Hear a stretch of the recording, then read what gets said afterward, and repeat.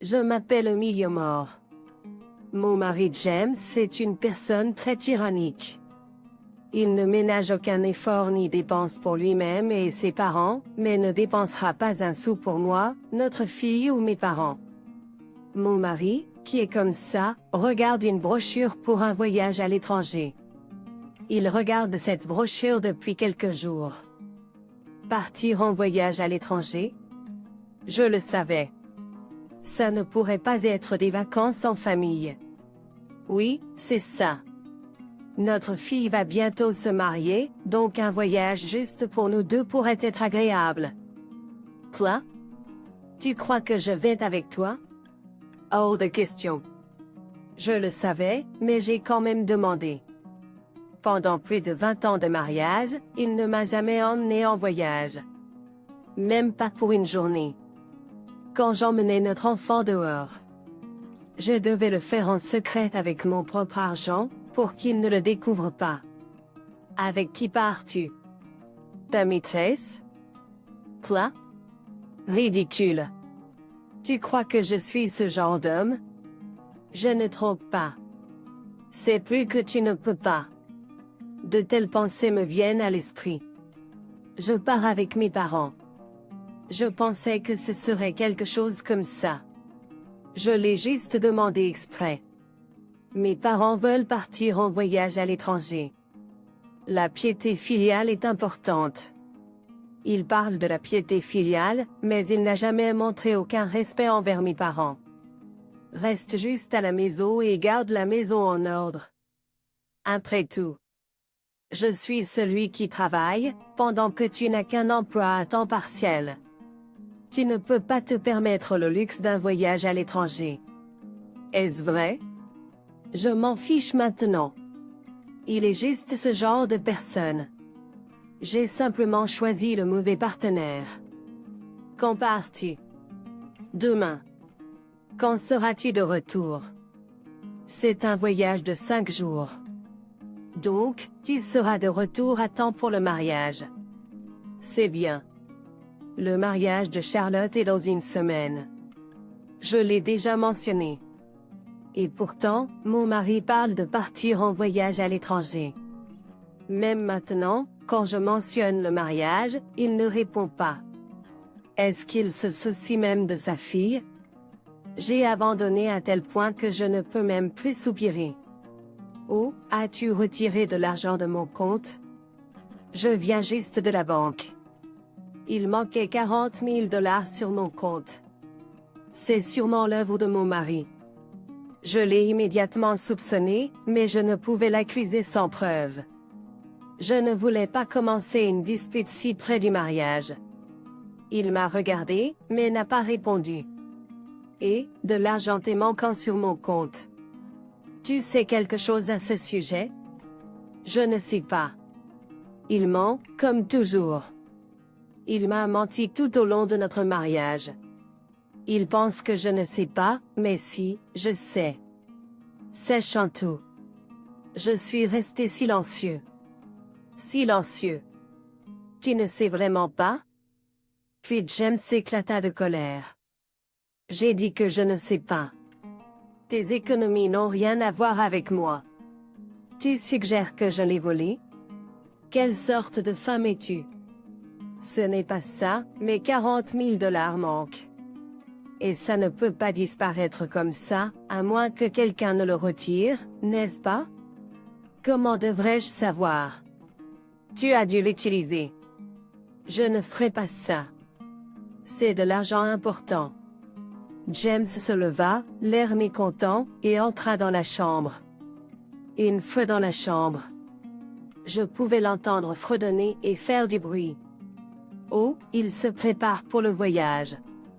J'ai pensé, mais je ne pouvais pas le provoquer davantage. Mais c'est argent. J'en ai besoin, me sentant abattu. J'avais prévu de vérifier ses bagages après qu'il se soit endormi. Mais au lieu de dormir, une fois qu'il eut fini de faire ses valises, James a dit qu'il allait chez ses parents et est parti avec un grand sac de voyage. Attends. Nous n'avons pas fini de parler de l'argent. Je l'ai appelé, mais il ne s'est pas retourné et est parti comme s'il fuyait. Qu'est-ce que c'est que ça? Pourquoi ne veut-il pas parler correctement? À quel point peut-il être cruel? Ces pensées m'ont traversé l'esprit. Le lendemain, James m'a contacté. Je suis à l'aéroport maintenant. Bon voyage, serait la réponse normale d'une épouse. Mais je n'arrive pas à le dire. À propos des 40 000 $. Ne te tracasse pas pour seulement 40 000 $. Mais c'est important. Silence. Je m'apprête à partir à l'étranger avec mes parents. Tu ne penses pas que ton mari ne reviendra pas si tu dis des choses inutiles au moment du départ? Je souhaitais qu'il ne revienne pas. Mais je ne peux pas rester silencieuse cette fois-ci. C'est de l'argent important. Je l'ai économisé moi-même. Et un autre? C'est pour mes parents. Alors pas de plainte, d'accord? Donc tu l'as pris. Oui, je l'ai fait. Je ne te l'ai pas dit parce que tu aurais râlé. Tu aurais dû me le dire hier. Je n'aime pas être harcelée avant de partir. C'est juste. Je vais passer un bon moment avec ces 40 000 $. Je vous rapporterai même un porte-clés en souvenir. Est-ce que tu comprends même à quoi sert cet argent? Cela doit être pour la retraite ou quelque chose du genre. C'est aux enfants de s'occuper de leurs parents retraités. Pas besoin d'économiser pour ça. Tu es vraiment une personne à la petite vision des choses. Toi? Cet argent était pour le mariage de Charlotte. Je n'arrivais pas à croire ce qu'il disait et j'ai élevé la voix de surprise. Il semblait aussi surpris lorsque j'ai mentionné le mariage de notre fille. Alors, c'est encore plus correct de l'utiliser. De quoi tu parles? Que dis-tu? Le mariage de Charlotte est loin. Une enfant comme elle ne peut pas se marier. Tu penses quel âge a Charlotte? Elle n'a même pas 20 ans. Elle a déjà 26 ans. Depuis quand? Comment peux-tu être si désintéressé de ta propre famille? Je viens de me tromper. Tromper? Comment peux-tu faire une telle erreur? Silence. Je suis sur le point d'embarquer dans l'avion. Il ne s'agit pas de monter dans l'avion maintenant. C'est pourquoi tu ne devrais pas utiliser cet argent. Même si Charlotte a 26 ans, elle ne va pas se marier tout de suite, n'est-ce pas? Tais-toi. Le mariage est dans une semaine, n'est-ce pas? Ne me dis pas que tu as oublié le mariage de Charlotte, n'est-ce pas? Je n'ai jamais approuvé son mariage. Quand le petit ami de Charlotte est venu demander sa main en mariage, tu n'étais pas là car tu as dit que tu allais chez tes parents. Même si je t'ai dit que c'était ridicule, tu as dit que c'était bien puisque j'étais là. C'est arrivé? Oui, c'est arrivé. Même si j'ai dit que c'était impoli envers les invités, tu es parti quand même. Je n'en ai pas entendu parler par la suite. Je te l'avais dit. Je t'avais dit qu'il était une personne très gentille. Vraiment? Charlotte attend avec impatience de l'épouser, en économisant moitié-moitié avec moi depuis longtemps. C'est les 40 000 $ que tu es sur le point de dépenser. Sans cela, nous ne pourrons pas payer le mariage. Eh bien. Je ne savais pas ça, donc. Je désapprouve ce mariage. Pourquoi dis-tu que tu désapprouves maintenant? Parce que si j'approuve, je devrais rendre cet argent. Comment pourrais-je faire ça? Cet argent est nécessaire pour emmener mes parents en voyage. La piété filiale est bien plus importante qu'une cérémonie de mariage d'un enfant. C'est ridicule. Utilisez l'argent économisé pour le mariage de votre fille pour la piété filiale. Si vous voulez vraiment faire preuve de piété filiale, vous devriez économiser vous-même et y aller. Penses-tu que je peux économiser autant d'argent? C'est de ta faute si tu n'as pas économisé. Je suis ton mari. Comment peux-tu me parler ainsi? Si tu étais un père, tu devrais comprendre les sentiments de ta fille. Entendant cela, Charlotte, qui écoutait, éclata enfin en larmes. Bien sûr, elle le ferait. Elle avait rêvé de son mariage dans une semaine. Sans cet argent, elle ne pourrait même pas porter la robe de mariée qu'elle avait choisie. Son père détruisait son rêve unique pour sa vanité. Charlotte pleure à cause de toi. Elle dit qu'elle ne peut pas avoir le mariage pour lequel elle se préparait. Tu ne te sens pas désolé pour elle? Même sans cérémonie, ils peuvent être heureux. Il y a plein de gens qui ont des cérémonies et qui divorcent quand même. S'ils veulent vraiment se marier, soumettre simplement le certificat de mariage suffit. Comment peux-tu dire une telle chose? La piété filiale est la chose la plus importante. Tout le monde est juste fixé sur les mariages et les réceptions comme des perroquets. Pense au bonheur de ta fille. Ne considères-tu pas le bonheur de tes parents? Ils veulent partir en voyage à l'étranger. Réaliser ce rêve est un devoir d'enfant. Tu parles de piété filiale, mais tu n'as jamais rien fait pour mes parents. Pas une seule fois depuis que nous sommes mariés tu as offert un cadeau à mes parents. Où est la piété filiale là-dedans? Tes parents sont mes parents. Comment peux-tu dire cela? De toute façon, je monte dans l'avion maintenant. Non. Reviens. Rendez s'il vous plaît cet argent. Silence. Je vais tout dépenser. Jens. Après avoir dit cela, mon mari a raccroché le téléphone. Ensuite, peu importe combien de fois j'ai essayé, je n'ai pas réussi à le joindre. Et le mariage est dans une semaine. L'argent que Charlotte et moi avions économisé pour cela. En un instant, notre rêve s'est brisé. C'est fini, tout est fini. Charlotte a continué de pleurer, mais ensuite, comme si elle avait pris sa décision, elle a relevé la tête. Maman, partons de cette maison. Partir, tu veux dire? Nous ne pouvons pas rester avec une telle personne. Tu as assez enduré, n'est-ce pas? Tu peux le divorcer. Divorcer? Aimes-tu encore papa? Si on me demande si je l'aime, la réponse est non. Je n'ai enduré que pour ma fille. Alors divorce de lui. Je ne peux plus le considérer comme un parent.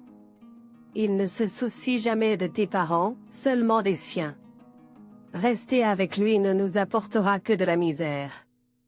Mais si ton père n'est pas là au mariage, ne te sentiras-tu pas gêné? Pas du tout. C'est plus embarrassant s'il est là. Mon copain comprendra si nous lui parlons correctement. Ses parents comprendront aussi. Oui, tu as raison. Un homme qui gaspillerait le fonds de mariage de sa propre fille ne peut être considéré comme un père. Quand j'ai dit cela, Charlotte était déjà au téléphone. Après avoir raccroché, elle m'a pressé de commencer à faire mes valises. J'ai tout dit à mon petit ami. Il a compris, alors partons tout de suite. D'accord, pour l'instant, nous nous installerons là-bas, et ensuite je pourrai chercher un endroit où vivre. Il n'y a pas besoin de ça. Il a dit que nous pouvons vivre avec lui. La nouvelle maison est très grande. Il n'y a rien à craindre, sauf vivre dans la maison d'un couple de jeunes mariés, en tant que belle-mère. J'ai décidé de m'occuper de toi à partir de maintenant, après tout le travail acharné que tu as fait. Préparons-nous rapidement. Persuadée par Charlotte, j'ai fait mes valises et je me suis dirigée vers sa nouvelle maison. Arrivant à la nouvelle maison, j'ai été stupéfaite par sa taille. C'est énorme. J'ai fait le tour de la maison avec surprise, mais c'était complètement différent de la maison où nous, en tant qu'employés de bureau, avions vécu. Bienvenue, au milieu. Sentez-vous chez vous, dit Oliver Thompson, le fiancé de Charlotte, avec un sourire aimable. La vie là-bas était confortable, et je l'ai vécue en me sentant infiniment reconnaissante. Le jour où mon mari est revenu de son voyage est arrivé. Il semblait être retourné dans notre ancienne maison, remarquant que mes affaires et celles de Charlotte avaient disparu. Et, je suis de retour. Attendez-moi. Je viens tout de suite. Oliver, perspicace, nous a conduits à notre ancienne maison. Oh, bienvenue de retour. Qu'est-ce qui se passe? Où êtes-vous? Nous avons déménagé. Quoi? Déménagé? Je n'ai rien entendu à ce sujet. Eh bien, tu n'aurais pas entendu. Cela a été décidé pendant ton voyage. Que veux-tu dire? Cette maison n'est pas une location. Je sais. Tu peux avoir cette maison. L'avoir? C'est à mon nom, c'est ma maison. Plus important encore, pourquoi as-tu déménagé sans me le dire? Nous ne pouvions plus supporter ta tyrannie. C'est pourquoi nous avons déménagé. Pourquoi ferais-tu une telle chose? Vis comme bon te semble. Je ne peux pas faire face à quelqu'un qui ne se soucie que de ses parents, pas du mariage de sa fille. Toi? Une femme me parlait ainsi. Peu importe ce que tu dis. J'ai décidé de divorcer de toi. Fais comme bon te semble. Divorce? Oui. Voici les documents dont tu as besoin. S'il te plaît, dépose le divorce. Toi? Où êtes-vous? Chez la nouvelle maison de Charlotte. Ridicule. Déménager avec un couple de jeunes mariés. Doit être un petit endroit. Il a dû le penser. Je lui ai montré des dizaines de photos. Qu'est-ce que c'est que ça? La nouvelle maison de Charlotte. Votre prétendu petit endroit. Pourquoi autant de photos? Une seule suffit pour un petit endroit. Je doute que tu comprennes la taille avec une seule. Toutes ces photos ne couvrent pas toute la maison. Si, c'est si grand. Un jeune homme vivant dans une si grande maison? Vous êtes trompé. Non, ce n'est pas comme ça. Oliver, oh, c'est le nom du fiancé de ma fille. Je le sais sans que tu me le dises. Oliver construisait la maison même avant de décider de se marier. Il ne voulait pas embêter sa future épouse. Très différent de quelqu'un d'autre que je connais. Même ainsi, pour construire une si grande maison, il doit être assez riche, non? Le père d'Oliver est un homme riche. Il a construit la maison en disant que si son fils se mariait, il aurait besoin d'une maison. Apparemment, il a toujours pensé à vivre avec moi un jour, alors il y a de la place pour moi aussi. Donc, c'est bien pour toi de vivre seul dans cette maison. Je me sentirais mal envers l'autre partie. Tata. Ne t'inquiète pas, maman vit avec nous. Oh, et à propos des 40 000 $ pour le mariage. Désolé, c'était ma faute. Je pensais que c'était ton devoir filial envers moi. Tout a été pris en charge par le père d'Oliver. Vraiment? Eh bien, c'est bien alors. Son père est tellement attentionné. Contrairement à toi, c'est impardonnable. C'est pourquoi, s'il te plaît, divorce-moi. Toi? Juste à cause de cela, tu crois que j'accepterai un divorce? Pourquoi pas? Tu étais rarement à la maison, toujours chez tes parents. Nous vivions pratiquement séparément déjà, alors quel est le problème du divorce? Non. Je n'ai jamais eu l'intention de vivre séparément. Mais c'est la réalité. Tu n'étais jamais à la maison le week-end. Et en plus, tu as retiré de l'argent du compte de ta femme pour profiter d'un voyage à l'étranger avec tes propres parents, malgré avoir été informé que c'était important pour ta fille. Tu n'as même pas écouté. C'était mon devoir filial. Penses-tu pouvoir justifier tout en appelant cela un devoir filial? Tu ne comprendrais pas. De toute évidence, je ne comprends pas. Il vaut mieux divorcer de quelqu'un que je ne peux pas comprendre, n'est-ce pas? Je n'approuverai pas un divorce. Pourquoi pas? Tu n'auras aucun problème sans moi, n'est-ce pas? Non. J'aurais des problèmes sans une gouvernante. Gouvernante? Tu me considérais comme une gouvernante? Bien sûr. Une femme comme toi ne peut être considérée que comme une femme de ménage. Comment oses-tu? J'ai raison de te divorcer. Être traitée comme une femme de ménage malgré le fait d'être ta femme. Je ne peux plus supporter ça. Tu devrais être reconnaissant d'avoir une place avec moi. Papa, non, monsieur. S'il te plaît, divorce de maman. Monsieur? Si tu considères ma mère comme une femme de ménage, alors je te considérerai comme un étranger. C'est normal, non? Je t'ai toujours considéré comme mon père, mais je ne peux plus le tolérer. Influencé par ta mère. Il est normal d'être filial, mais appeler son parent un étranger? Ma mère est mon seul parent.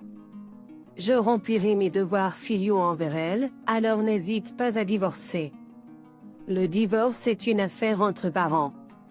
Ce n'est pas à une fille comme toi de le dire. À ce moment-là, Oliver, qui était resté silencieux jusqu'à présent, prit la parole. Thompson, oui. Donc c'est toi l'homme qui a séduit ma fille. Séduire est un terme assez dur pour le dire. Tata. Comment peux-tu dire ça? Je suis un étranger, n'est-ce pas? Tu m'appelles encore papa? Oups. C'est bon, laisse-moi m'en occuper. Puisque tu divorces d'Amelia, je ne te considérerai pas comme mon beau-père. Monsieur mort, n'est-ce pas? Je n'ai aucune intention de divorcer. Rends-moi ma Sam. Sam? D'abord, tu l'appelles une femme de ménage, puis ta femme. Tu es vraiment occupé. Quoi qu'il en soit, il semble que Amelia soit déterminée à divorcer, et je ne te considérerai pas comme mon beau-père. Alors, permets-moi de parler franchement, mais tu as pris l'argent de ta fille, n'est-ce pas? Qu'est-ce que ça peut te faire?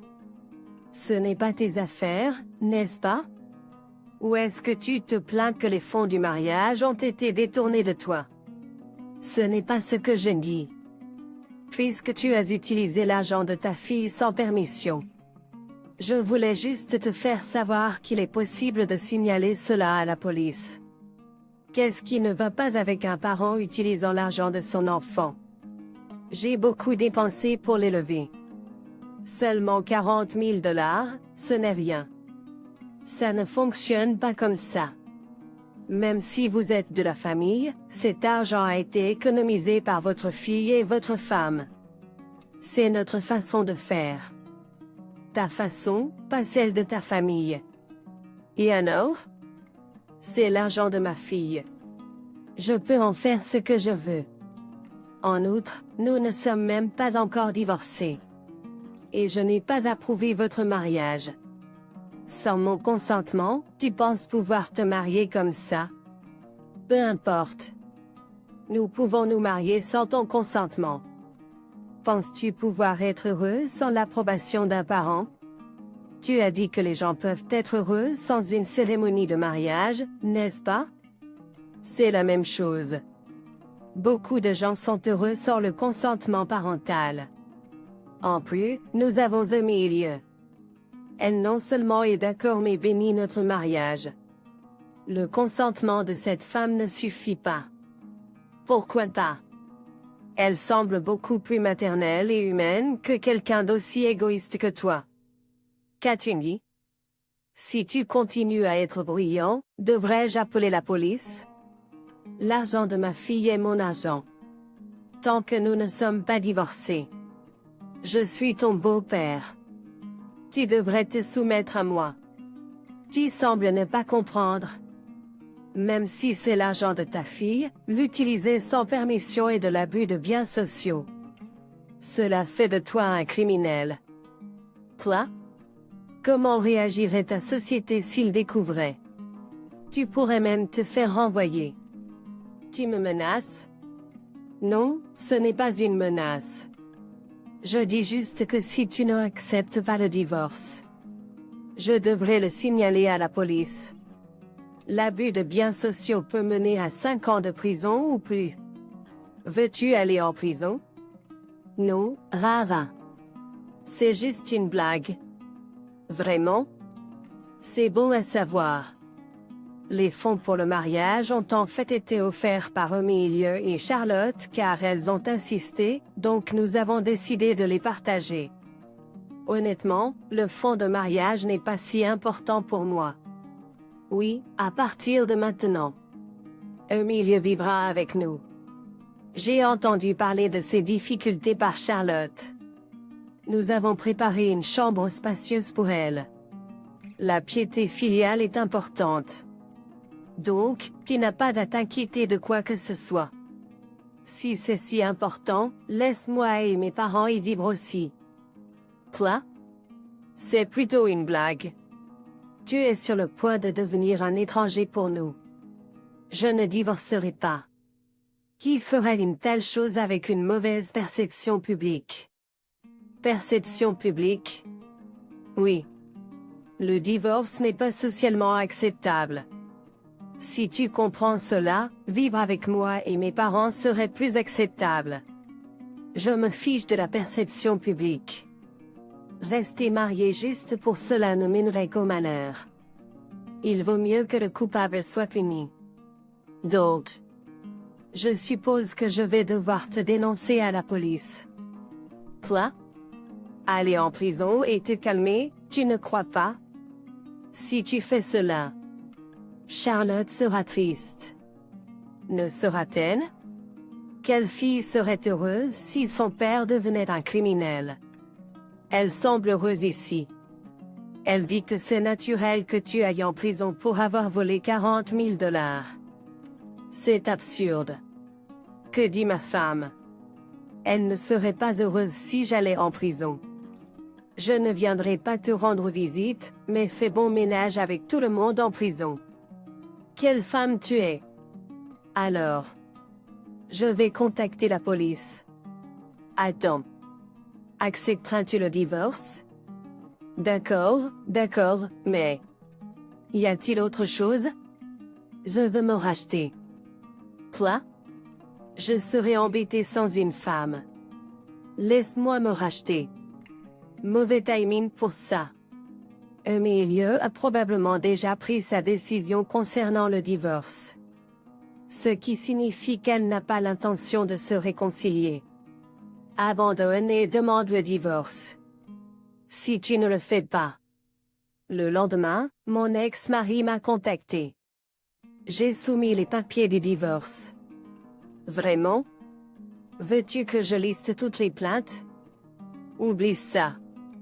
Après avoir raccroché, mon ex-mari s'est apparemment tourné vers la maison de ses parents. Il a dû se sentir seul en vivant seul. Cependant, ses parents l'ont rejeté. Vivre avec toi? Pas question.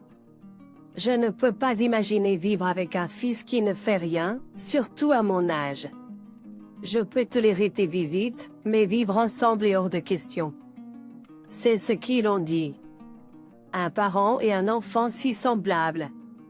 Cependant, mon ex-mari, qui n'imaginait jamais que ses parents le refuseraient, semblait assez choqué. Par conséquent, il ne pouvait pas se concentrer au travail, faisant des erreurs constantes.